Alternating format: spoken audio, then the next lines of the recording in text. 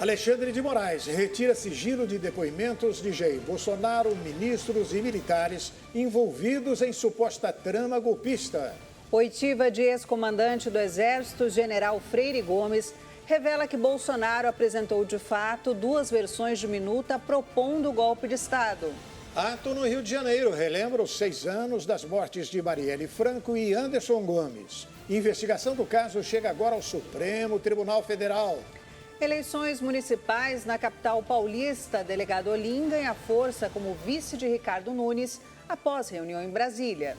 O Brasil News da Rede Brasil de televisão está começando.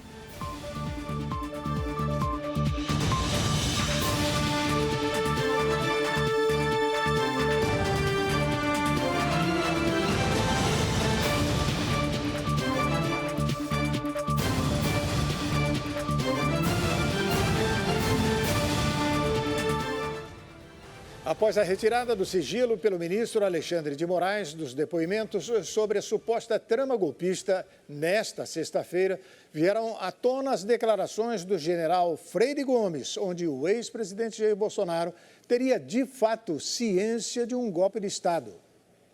Nesta sexta-feira, Alexandre de Moraes, ministro do Supremo Tribunal Federal, retirou o sigilo dos depoimentos de figuras ouvidas em inquérito que investiga possível tentativa de golpe de Estado, que levou à deflagração da Operação Tempus Vertatis da Polícia Federal. Ao todo, os depoimentos de 27 pessoas se tornaram públicos nesta sexta-feira. Moraes afirma que a decisão foi tomada após inúmeras publicações jornalísticas com informações incompletas sobre os depoimentos prestados à polícia. Entre os depoimentos divulgados estão os do ex-ministro Anderson Torres e do general Marco Antônio Freire Gomes. Freire Gomes depôs a PF por mais de 7 horas, na condição de testemunha, no dia 1º de março, e afirmou que o ex-presidente Jair Bolsonaro apresentou a ele e a outros superiores das Forças Armadas duas versões da minuta golpista, que previa a decretação de estado de defesa no TSE, em 3 reuniões no Palácio da Alvorada.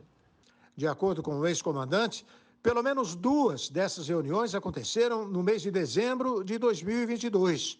Participaram do encontro ele, o ex-presidente Bolsonaro, o ex-comandante da Marinha, Almirante Garnier, o ex-comandante da Aeronáutica, Brigadeiro Carlos Batista Júnior, e o ex-ministro da Defesa, Paulo Sérgio Nogueira. Ainda segundo Freire Gomes, o ex-ministro da Segurança, Anderson Torres, agia como suporte jurídico para as medidas que poderiam ser adotadas. A PF, o general, negou o apoio à minuta e diz ter alertado o ex-presidente Bolsonaro de que o Exército não aceitaria qualquer ato de ruptura institucional. Para o comentarista do Brasil News, Ney Gonçalves Dias, a situação de Jair Bolsonaro está muito complicada diante das novas revelações sobre uma suposta trama golpista.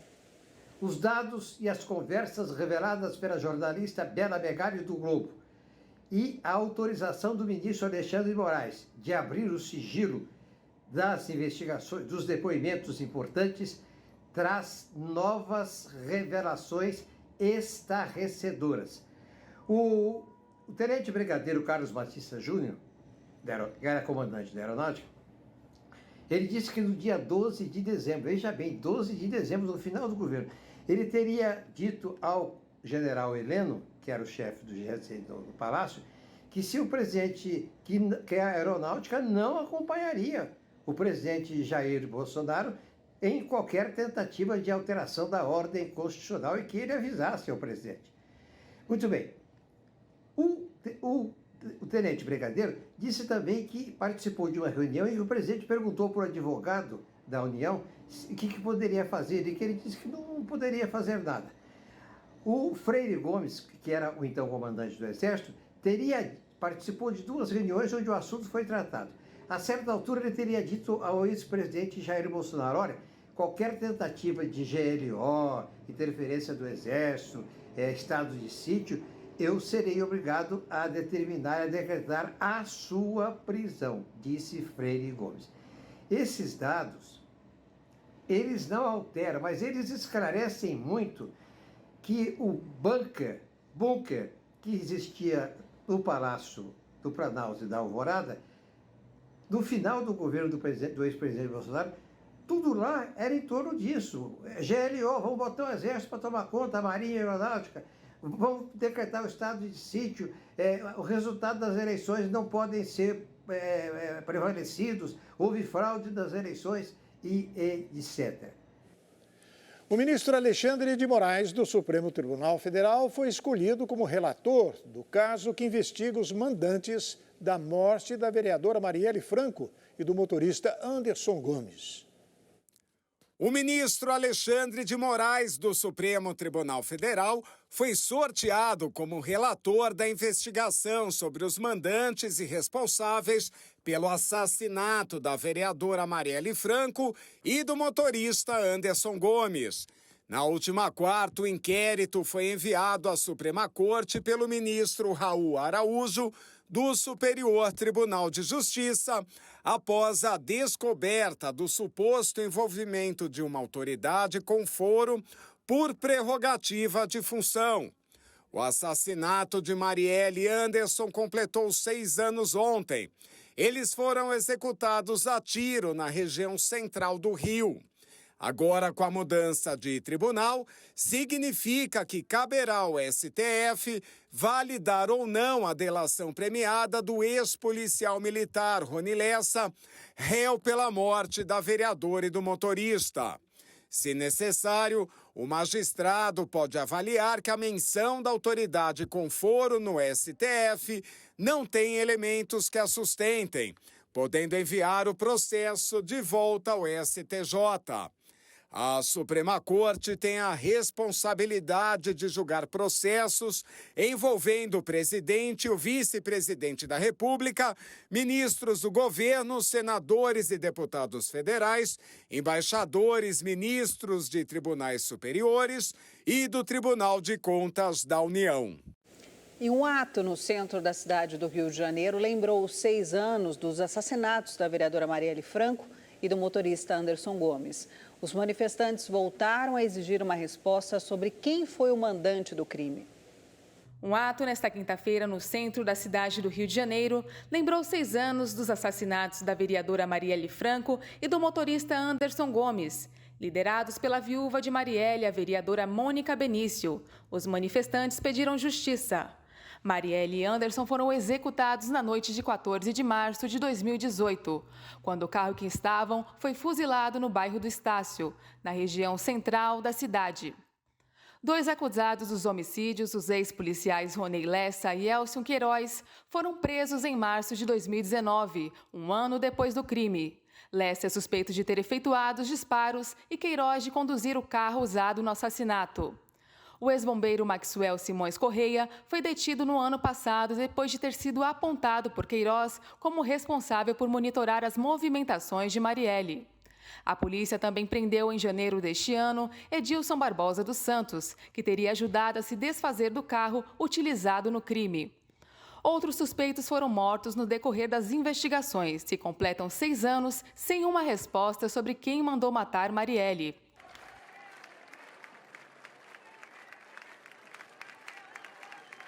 E dizer que 6 anos é tempo demais, né?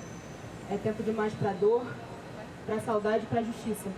É inadmissível que a nossa família, a família do Anderson, ainda não tenha resposta sobre quem mandou matar. E nós continuamos fazendo a mesma pergunta que fizemos há 6 anos atrás, né? Quem mandou matar e por quê?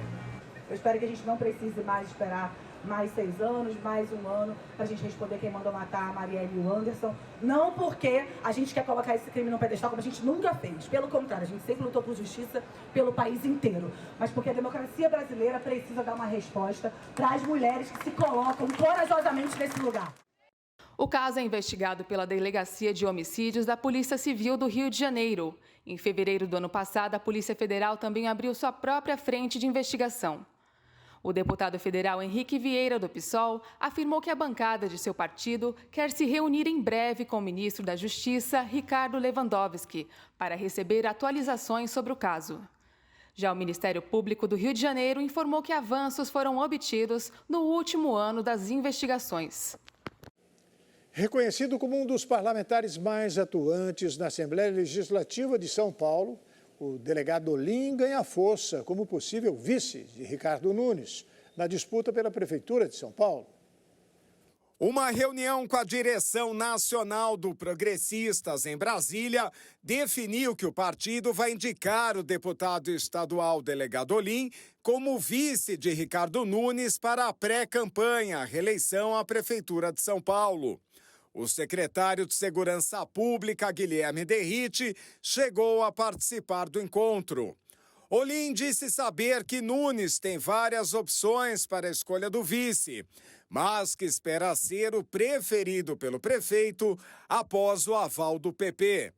Na segunda-feira, o Datafolha publicou sua nova pesquisa, onde Nunes cresceu em relação ao levantamento anterior, chegando a 29% das intenções de voto, tecnicamente empatado com o rival Guilherme Boulos do PSOL, que tem 30%. Parte deste crescimento nos números de Nunes é atribuída à possibilidade do delegado Olim compor a chapa com o atual prefeito.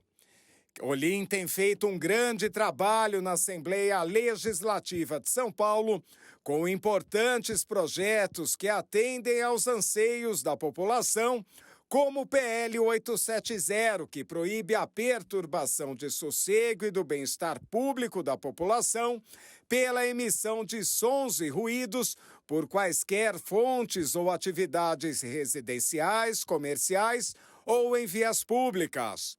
Em defesa dos animais, Olim tem sido o nome mais forte lembrado pelos paulistas devido a inúmeras propostas que visam o bem-estar e a proteção. Entre eles, a campanha que visa estimular a criação e manutenção de bancos de sangue veterinários para animais domésticos. Além disso, Olim é extremamente conhecido entre a população quando se fala em segurança pública. Seu exímio trabalho na Polícia Civil como delegado desde 1992 o credencia como um dos mais experientes no assunto, que pode ajudar e muito Ricardo Nunes. Outro fato que jamais pode ser desprezado por Nunes é a expressiva votação que delegado Olim costuma ter. Em 2022, foi eleito mais uma vez deputado estadual com quase 202 mil votos. E a seguir, Lula se reúne com ministros para debater redução no preço dos alimentos. Supermercado Dia anuncia fechamento de quase 500 lojas no Brasil. E Grupo Pão de Açúcar encerra parceria com franceses do Cassino. O Brasil News vai para um rápido intervalo. Nós voltamos já já. Fique com a gente.